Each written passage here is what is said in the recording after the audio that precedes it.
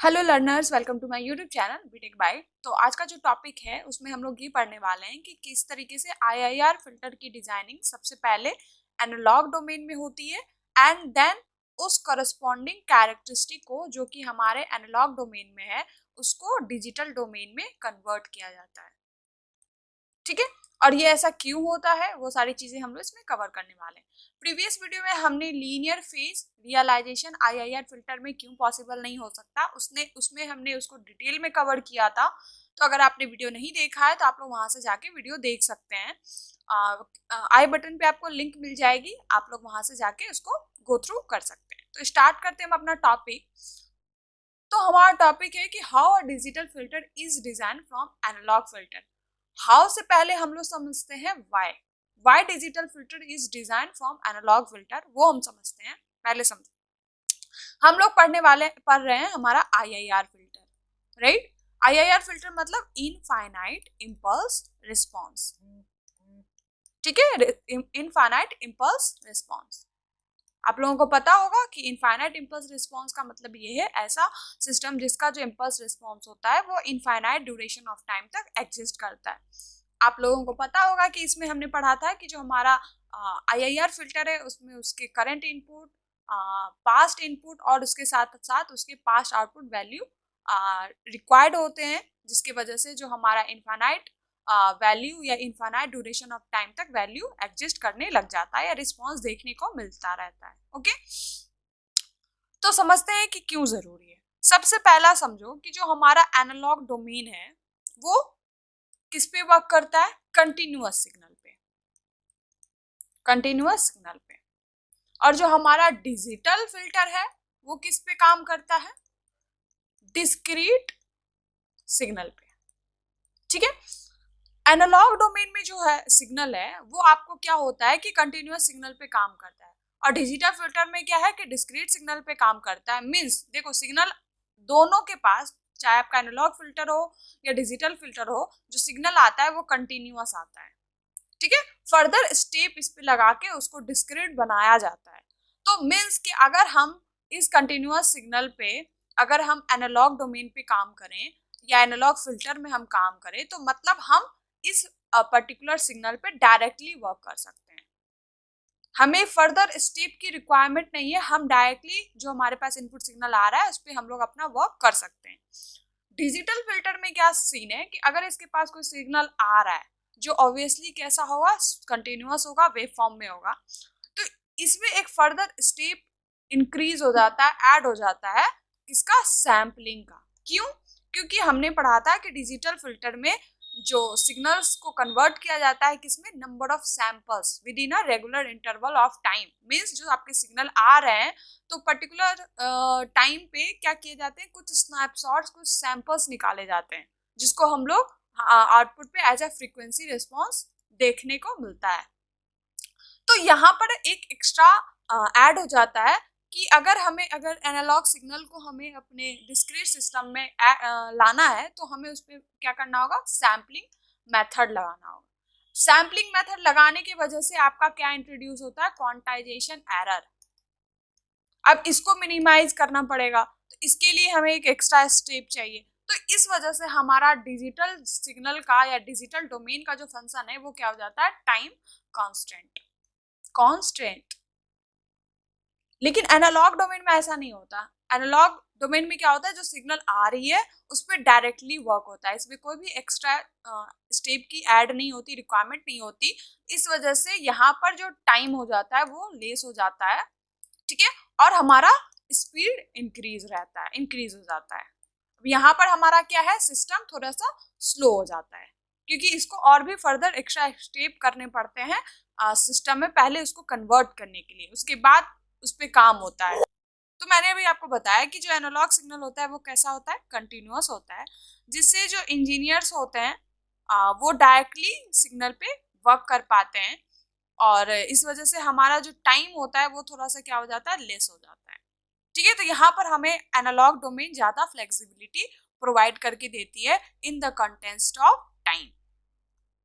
Okay, इसके बाद देखो क्या होता है कि जो हमारा एनालॉग फिल्टर है वो सिग्नल को रियल टाइम में प्रोसेस कर सकता है। क्यों? क्योंकि ये कंटिन्यूअस होता है, इस वजह से ये रियल टाइम सिग्नल को प्रोसेस कर सकता है बिना उसको फर्दर क्वांटाइज किए या उस पर सैम्पलिंग मेथड किए या कोई भी फर्दर मेथड लगाए बिना उस पर डायरेक्टली वो प्रोसेसिंग कर सकता है।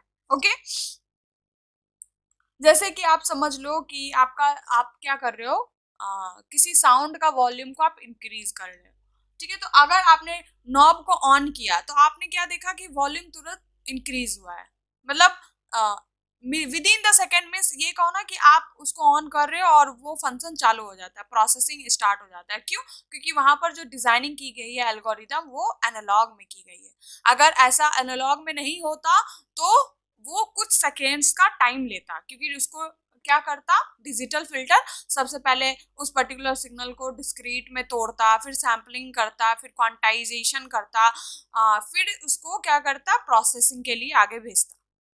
ओके, तो जहां पर ऑडियो प्रोसेसिंग रिक्वायर्ड है या फिर म्यूजिक सिस्टम है या साउंड प्रोसेसिंग रिक्वायर्ड है, तो वहां पर जो डिजाइनिंग होती है सबसे पहले किस में होती है, एनालॉग डोमेन में होती है। ठीक है, तो इन एनालॉग हम लोग बेसिक कंपोनेंट का यूज करते हैं, जैसे रेसिस्टर्स हो गया, कैपेसिटर्स हो गया, जो बेसिक इलेक्ट्रॉनिक्स कंपोनेंट्स है उसका यूज किया जाता है, जिसको एनालाइज करना थोड़ा सा आसान होता है with respect to digital components.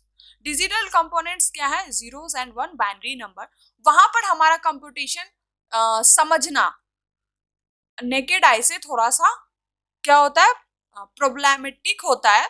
लेकिन वहीं अगर आपका system in the form of electronic components में है, जैसे रेसिस्टर है, कैपेसिटर है, तो आप उस सिस्टम को आसानी से विजुअलाइज कर सकते हो, उसको बिहेवियर को आराम से समझ सकते हो। तो इसका मतलब ये है कि यहाँ पर क्या यूज होता है कि रेसिस्टर, कैपेसिटर या और भी अदर इलेक्ट्रॉनिक कंपोनेंट, जिस वजह से जो इंजीनियर्स होते हैं उनको काम करना, फिल्टर के साथ सिस्टम के बिहेवियर को समझना थोड़ा सा क्या हो जाता है, आसान हो जाता है। इसके बाद हमारा आता है क्या, सैम्पलिंग रेट। सैम्पलिंग रेट और जो क्वांटाइजेशन होता है वो एनालॉग में जरूरी नहीं होता। मैंने बताया था ना, फर्दर स्टेप का रिक्वायरमेंट नहीं होता, डायरेक्ट प्रोसेसिंग होना शुरू हो जाती है। इस वजह से हमारा यहाँ पर जो एनालॉग डोमेन का कैरेक्टरिस्टिक्स है, फीचर्स है, वो हमें डिजिटल डोमेन से ज्यादा स्पेसिफिकेशन प्रोवाइड करके देती है। तो हम कह सकते हैं नटसेल में कि जो हमारा एनालॉग फिल्टर है वो हैंड्स ऑन प्रोवाइड करता है, मीन्स कि आपको एक कंटिन्यूअस अप्रोच देता है और आप डायरेक्टली सिग्नल को क्या कर सकते हो, मैनिपुलेट कर सकते हो विदाउट एक्स्ट्रा फर्दर स्टेप्स।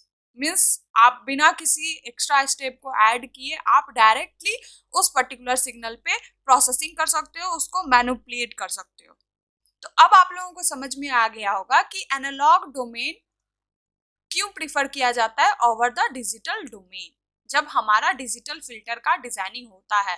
तो अब आप कहोगे कि एनालॉग डोमेन में जब हमारी सारी चीजें हो रही है, इतनी सारी स्पेसिफिकेशन हमें मिल रहा है, तो हम उसको डिजिटल में क्यों कन्वर्ट कर रहे हैं। देखो, डिजिटल फिल्टर में क्या होता है कि आपका रियलाइजेशन पॉसिबल होता है। आप क्या कर सकते हो, in the context of flexibility कह लो, वो आपको एनालॉग से ज्यादा प्रोवाइड करता है। किसमें, स्ट्रक्चर के रियलाइजेशन में। आप आराम से क्या कर सकते हो, with the help of digital domain आप स्ट्रक्चर को रियलाइज कर सकते हो, सिस्टम को एनालाइज कर सकते हो, उसमें जो सिग्नल का फ्लो है उसको आप एनालाइज कर सकते हो, उसके बिहेवियर को समझ सकते हो। तो यहाँ पर हमारा जो डिजिटल है डोमेन है वो ज्यादा फ्लेक्सिबिलिटी प्रोवाइड करता है ओवर द हमारा एनालॉग डोमेन।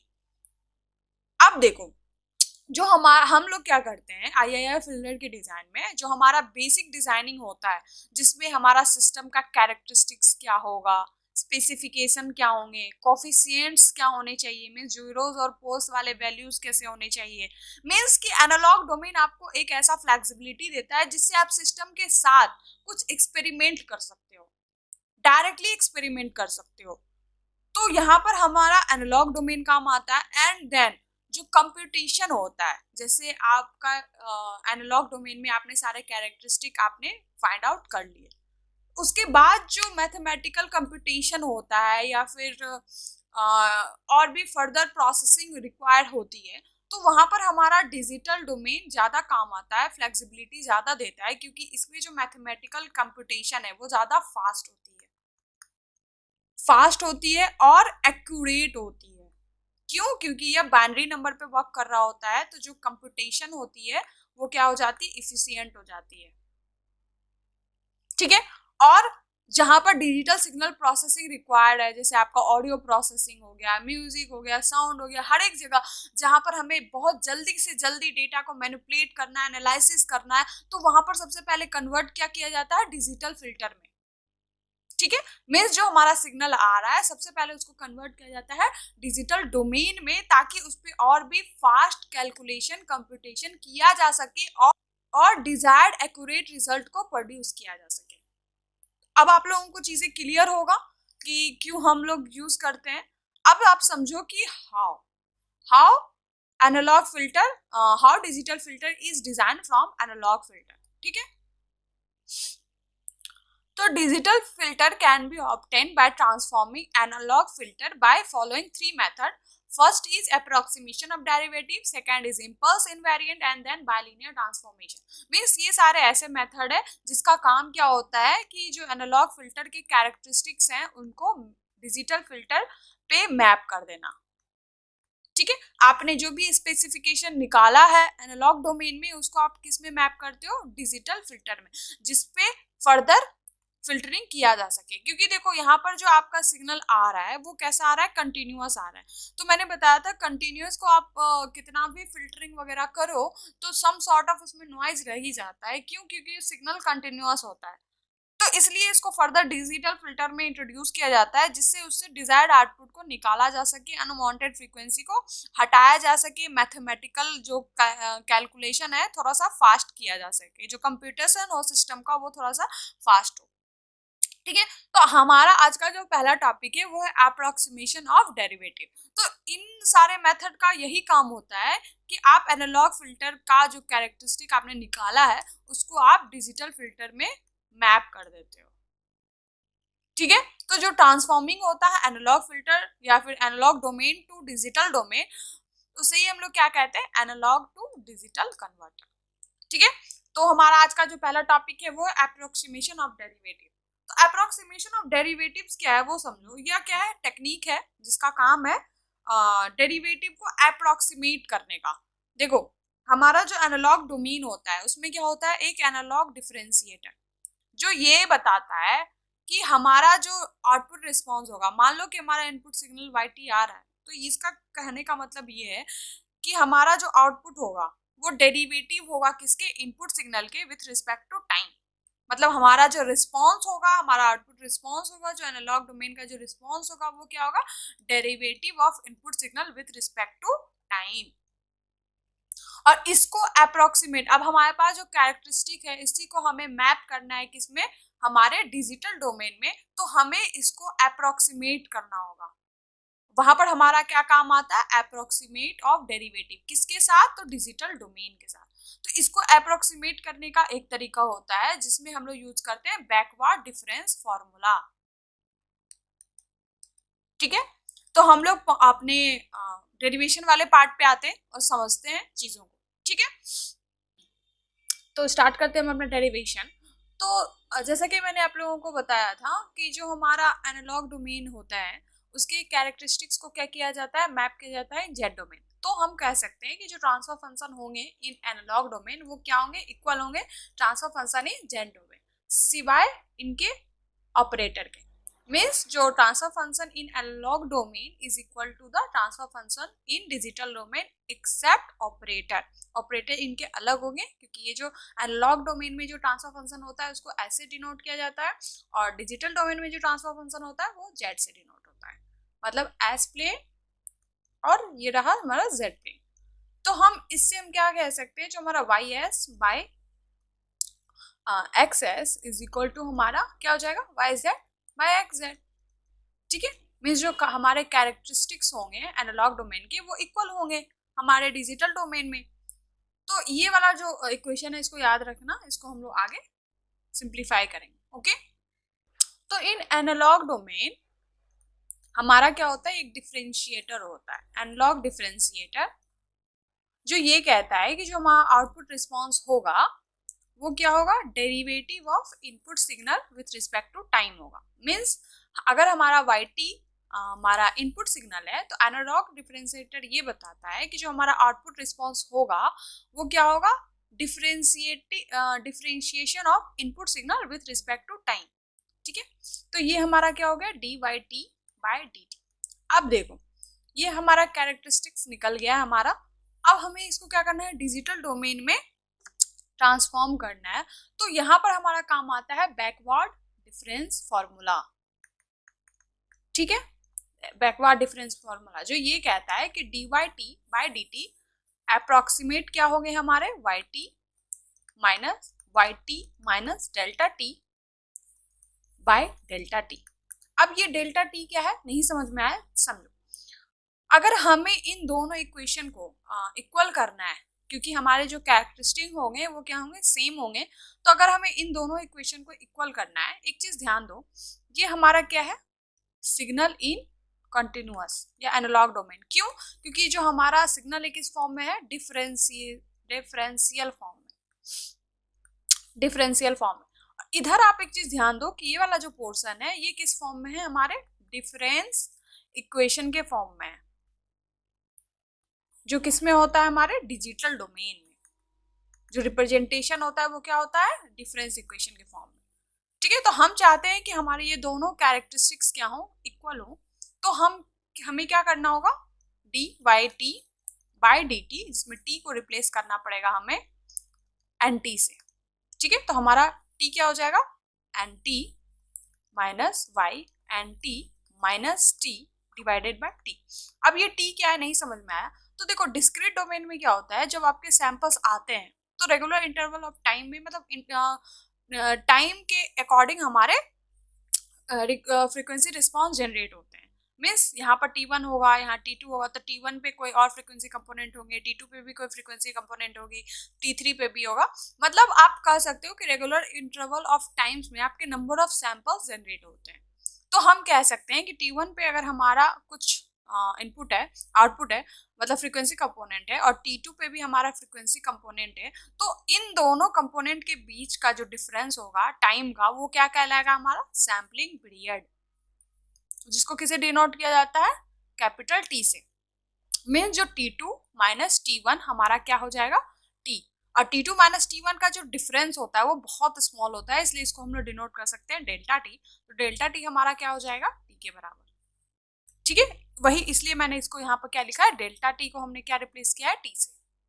ठीक है, देखो अब देखो हमारा क्या हो गया, dy/t/dt इज इक्वल टू, ये हमारा किस में आ गया है, डिस्क्रीट फॉर्म में। तो अगर इसको हम और भी स्टैंडर्ड फॉर्म में लिखें तो क्या लिख सकते हैं, yn minus yn-1 by T, क्योंकि डिस्क्रीट फॉर्म में हम लोग t को इग्नोर करते हैं, t का वैल्यू को 1 मानते हैं, और अगर हम इसको स्टैंडर्ड फॉर्म में लिखें तो क्या लिखेंगे, yn माइनस yn-1। ठीक है, अब देखो हमारा ये फॉर्म तैयार हो गया। अब हमें इसको क्या करना है, ट्रांसफॉर्म करना है, क्योंकि जो हमारी मैपिंग होगी वो होगी S plane to Z plane. ठीक है, तो dy/dt पे हमारा क्या लगेगा, लैप्लास ट्रांसफॉर्म। क्यों, क्योंकि यह हमारा एनालॉग डोमेन में है, और यह इधर हमारा क्या लगेगा, जेड ट्रांसफॉर्म, क्योंकि यह हमारा डिजिटल डोमेन में। तो अगर हम इसका लैप्लास ट्रांसफॉर्म निकालें तो ये क्या हो जाएगा, s into Y S is equal to, इधर क्या हो जाएगा, Y Z minus Y Z into Z to the power -1 divided by T. ठीक है, अब इसको फर्दर अगर सिंप्लीफाई करें तो क्या आ जाएगा, Y Z 1 minus Z inverse by T.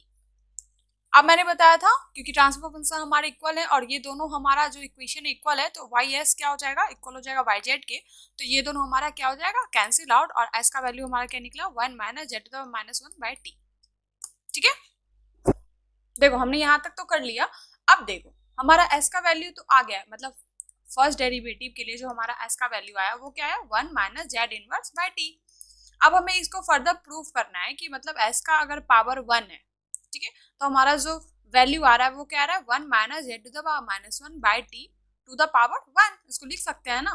तो अगर हमें बाकी फर्दर अगर डेरिवेशन को प्रूफ करना है, हमें देखना है कि हर जगह हमारा क्या वैल्यू आना चाहिए, मतलब पूरे सिस्टम के लिए जो हमारा वैल्यू आना चाहिए वो क्या आना चाहिए, S is equal to S का वैल्यू हमारा क्या होगा 1 minus S to the power minus 1 by T. Mapping जो होगी हमारे इस इक्वेशन पे ही होगी।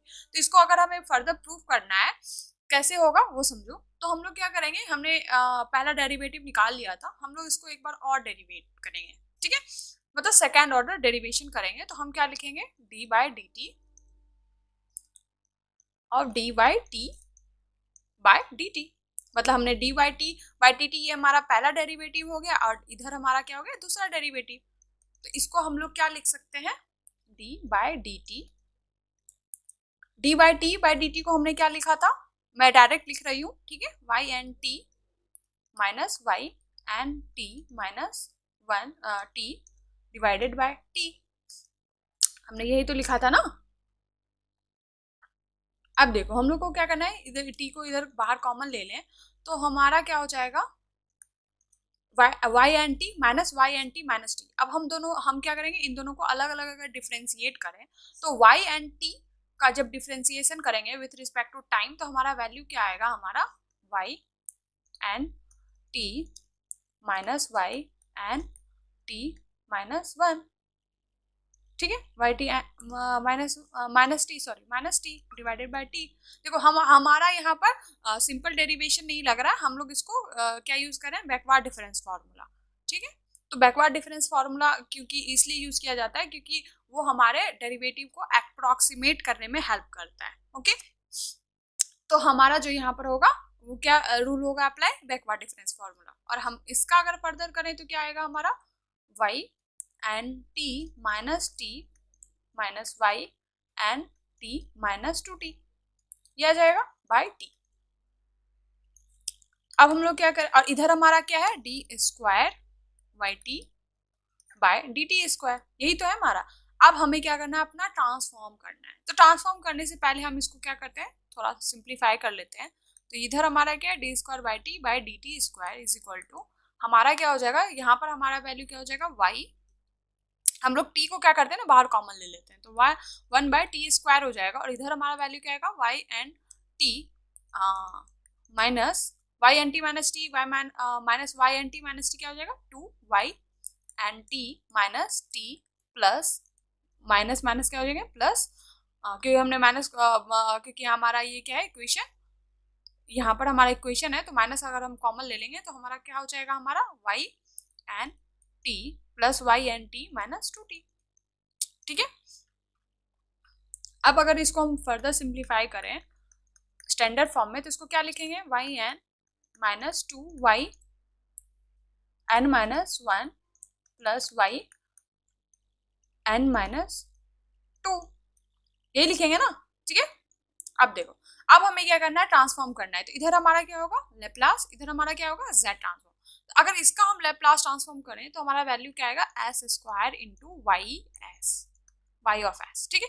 और अगर इधर हम करें तो क्या होगा 1 बाई टी स्क्वायर, तो हमारा कांस्टेंट है इसलिए इस पर कुछ नहीं होगा। इधर क्या हो जाएगा हमारा Y Z minus 2 Y Z into Z दबा minus 1 plus Y Z into Z दबा माइनस 2। इसको फर्दर सिंप्लीफाई करें तो हमारा वाई जेड अगर हम कॉमन ले लिए तो यहाँ आएगा 1 माइनस 2 जेड दबा minus 1 plus Z square Z दबा माइनस 2 डिवाइडेड बाय हमारा टी स्क्वायर।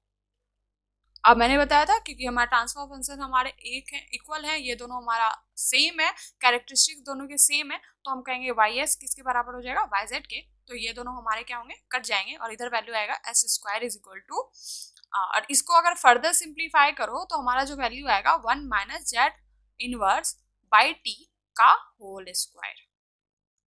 इसको अगर सॉल्व करोगे तो क्या आएगा 1 माइनस जेड माइनस 1 का होल स्क्वायर बाय टी का होल स्क्वायर। तो हम इसको क्या लिख सकते हैं इस तरीके से। तो हम इससे क्या रिलेट किए कि एस के kth पावर के लिए जो हमारा वैल्यू होगा वो क्या होना चाहिए 1 minus Z inverse by t to the power के, ठीक है।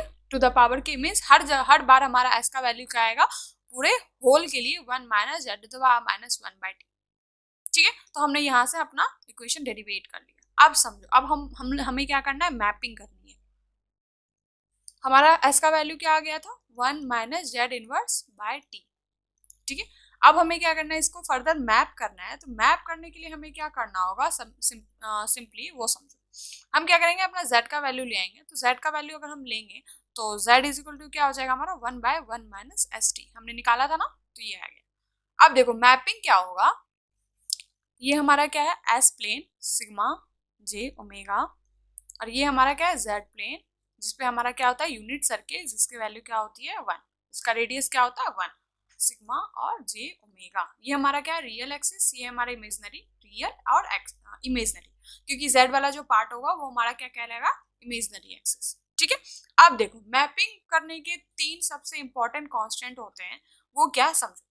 अगर इमेजनरी एक्सिस पे जो भी हमारे वैल्यू आएंगे, जितने भी वैल्यू आएंगे, वो उससे हमारा क्या बनेगा सर्किल बनेगा, हमारा मतलब वो हमारा क्या क्रिएट करेगा सर्किल का सरकमफ्रेंस। ठीक है, और जो राइट साइड वाला हिस्सा है, तो जो इसके वजह से हमारा सर्किल बना, तो जितने भी वैल्यू होंगे राइट साइड वाले वो सारे उस सर्किल के अंदर लाई करना चाहिए। मीन्स अगर हमारा जेड प्लेन पे यूनिट सर्किल बन रहा है, तो जो जेड ओमेगा का जो भी वैल्यू होगा, मतलब इस एक्सिस पे जितने भी वैल्यू लाई करेंगे वो सारे कहाँ मैप होंगे, onto the circle, onto the circle, circle के ऊपर लाई करेंगे। और जो लेफ्ट साइड वाला हिस्सा है जेड ओमेगा का, वो इनसाइड द सर्किल लाई करेगा, मैप होगा, मतलब इनसाइड द सर्किल लाई करेगा। ठीक है, और देखो तीसरा हमारा जो राइट साइड वाला हिस्सा है, वैसे इसको इग्नोर रखा जाता है, मेन 2 ही कंस्टेंट है, बट याद रख लो कि जो राइट वाला हिस्सा होगा, इस पे जो भी वैल्यू आएंगे वो कहाँ लाई करेंगे, हमारे आउटसाइड द सर्कल। तो ये हमारे 3 कंसेप्ट है मैपिंग का। पहला क्या कि जो हमारा इमेजनरी एक्सिस है वो कहाँ लाई करना चाहिए, हमारे यूनिट सर्किल के अंदर ही, और इससे हमारा क्या बनेगा सरकमफेरेंस बनेगा सर्कल का, और जो भी वैल्यू आएंगी लेफ्ट साइड वो इसी पर्टिकुलर सर्कल के अंदर लाई करेगी। ठीक है, अब मतलब कि अगर हमारा इमेजिनरी एक्सिस से हमारा 1 यूनिट सर्किल बन रहा है, तो जो भी वैल्यू होगा लेफ्ट साइड में वो सारे इस सर्किल के अंदर लाई करेगी। ओके, तो ये हमारा रहा 3 कंसेप्ट। अब समझो, क्योंकि हमारा जो जेड ओमेगा इमेजिनरी एक्सिस ये कहाँ से वैरी करता है, -इन्फिनिटी टू इन्फिनिटी, तो कहीं पर एक एक्सिस होगा जहां पर हमारा वैल्यू क्या हो जाएगा जेड ओमेगा का 0। तो यही हमें 3 केस लेना है। केस में केस हमारा जो होगा पहला केस, उसमें हमारा जो ओमेगा का वैल्यू होगा वो क्या होगा पॉजिटिव, फिर दूसरा में हमारा 0, एंड देन हमारा क्या होगा -इन्फिनिटी। क्यों, क्योंकि ये जो जी ओमेगा है, जिसमें जेड वाला पार्ट हमें क्या बताता है कि ये इमेजनरी एक्सिस है, तो जो भी इस पे फ्रीक्वेंसी कंपोनेंट्स आएंगे, जो भी वैल्यूज आएगी, वो हमारी क्या होगी -इन्फिनिटी टू इन्फिनिटी। मीन्स जो ओमेगा का वैल्यू लाई करेगा वो कहाँ से -infinity to infinity, positive infinity. ठीक है, तो स्टार्ट करते हैं। तो z का वैल्यू हमने क्या देखा था, क्या था 1/1 माइनस st, और अब हमें क्योंकि मैप करना है तो s को हमें क्या करना होगा, रिप्लेस करना होगा विथ जे ओमेगा। ठीक है, तो हमारा क्या आ जाएगा 1 माइनस जे ओमेगा टी।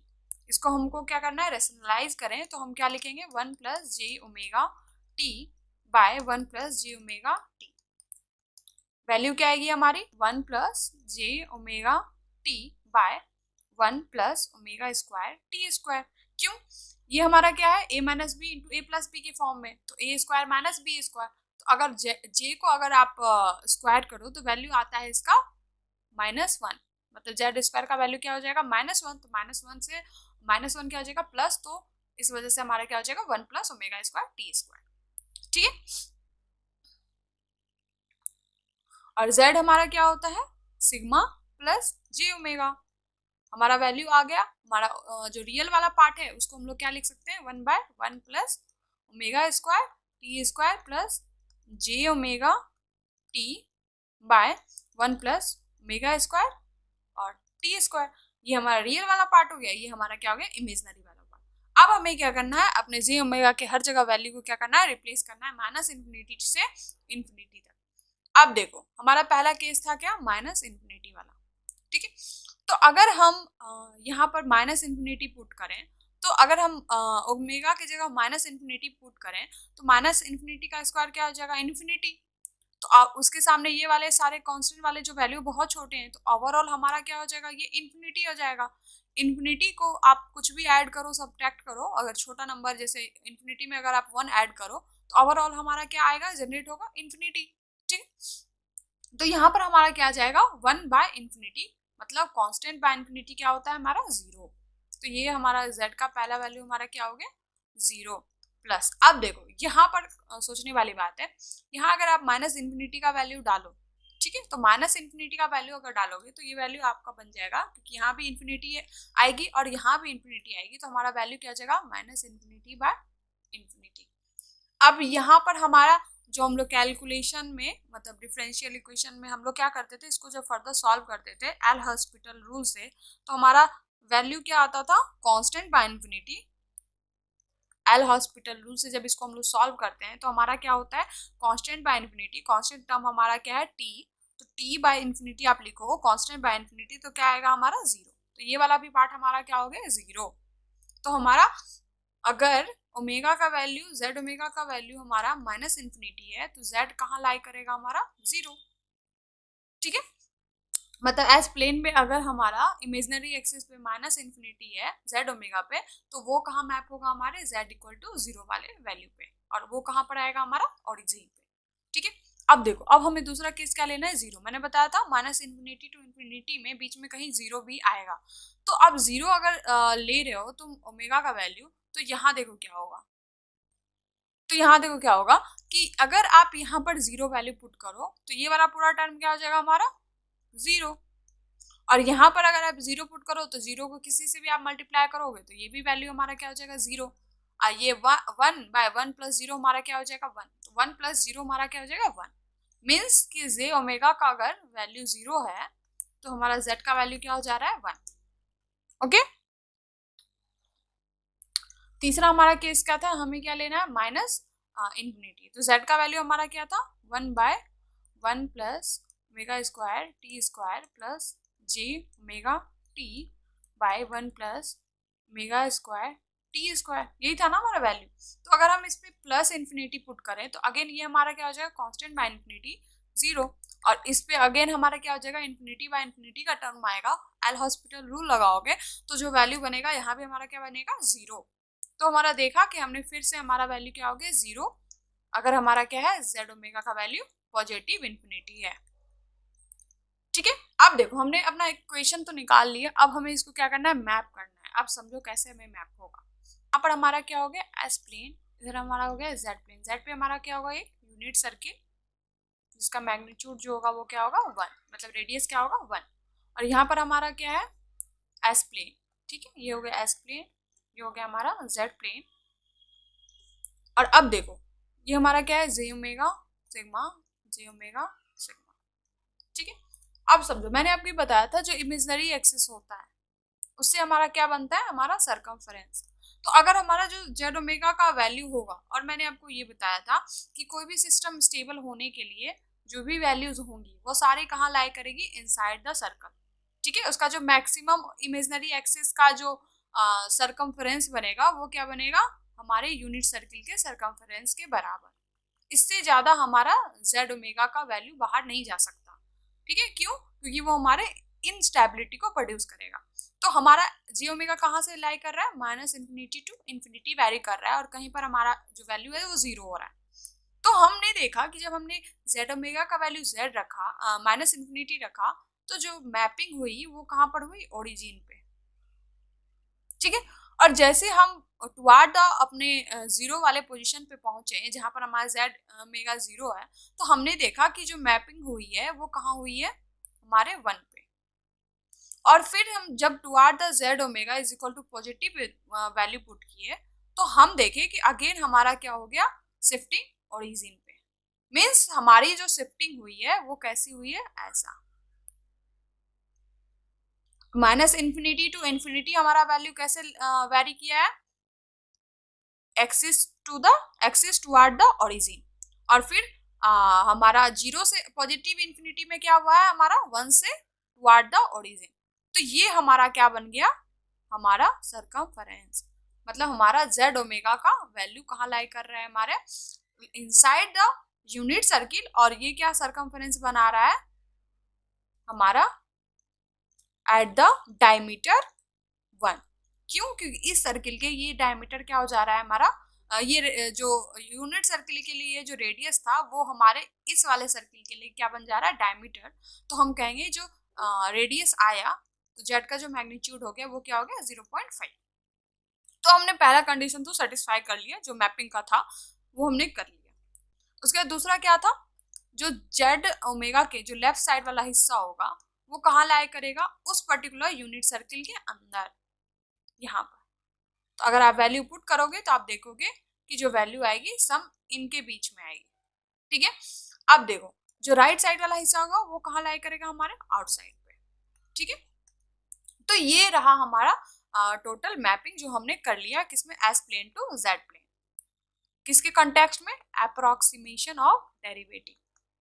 मीन्स हमने एनालॉग में जितने कैरेक्टरिस्टिक निकाले उसको हमने किस में कन्वर्ट कर दिया, डिजिटल डोमेन में, ठीक है। तो ये रहा हमारा पूरा मैपिंग कंप्लीट। इसमें कंफ्यूज मत होना, मैंने आपको बताया था जेड ओमेगा जो होता है हमारा क्या होता है, इमेजनरी एक्सिस, और इसका जो मैक्सिमम सरकमफरेंस बनेगा, मतलब इस एक्सिस से, इमेजनरी एक्सिस से जो मैक्सिमम सरकमफरेंस बनेगा वो क्या बनेगा, यूनिट सर्किल वाला, यूनिट सर्किल के सरकमफरेंस के बराबर। ये याद रखना, मीन्स जो हमारा इमेजनरी एक्सिस है उसका मैक्सिमम सरकमफरेंस हमारे यूनिट सर्किल के बराबर होगा, उससे कम हो सकता है, उससे ज्यादा नहीं होगा, ठीक है। तो यहाँ पर हमने देखा जो हमारा सरकमफरेंस बना वो क्या बना, हमारे अराउंड द डायमीटर बना, ठीक है, अराउंड द डायमीटर ऑफ 1, क्योंकि हमारा यूनिट सर्किल ये हमारा क्या है, रेडियस है। तो हमारा जो सर्कल डेवलप हुआ हमारे अप्रोक्सीमेशन ऑफ डेरिवेटिव्स में, तो हमने क्या देखा कि हमारा वो रेडियस डायमीटर हो गया और हमारा रेडियस क्या हो गया, 0.5। तो मतलब इन अप्रोक्सीमेट ऑफ डेरिवेटिव्स में आपका जो सर्किल बनेगा वो क्या बनेगा, 0.5 मैग्नीट्यूड का बनेगा, और जितनी भी पोल्स होगी, जितनी भी वैल्यूज होगी वो इस पर्टिकुलर सर्किल के अंदर लाई करेगी, ओके। तो ये वाला हमारा कंसेप्ट हो गया क्लियर, ओके। तो अगर इसमें कहीं से कोई भी दिक्कत हुई हो या कहीं से कुछ रह गया हो, छूट गया हो, तो आप लोग कमेंट में करना। बाकी आज के लिए बस इतना ही। अगले वीडियो में हम लोग इम्पल्स इनवेरिएंस मेथड पढ़ेंगे, एंड हमारा ऐसी तरीके से वीडियो कंटिन्यू रहेगा। आप लोग वीडियो देखो, अगर वीडियो देखोगे नहीं तो आप लोगों को कैसे समझ आएगा। मैं देख रही हूँ कि लोग वीडियो देख नहीं रहे हैं, वो सिर्फ और सिर्फ है ना व्यू करके छोड़ दे रहे हैं। एक बार आप लोग कोशिश तो करो वीडियो देखने का कि कैसा मैं पढ़ा रही हूँ, कैसा नहीं पढ़ा रही। तो बस आज के लिए बस इतना ही, मिलते हैं नेक्स्ट वीडियो में, तब तक के लिए बाय।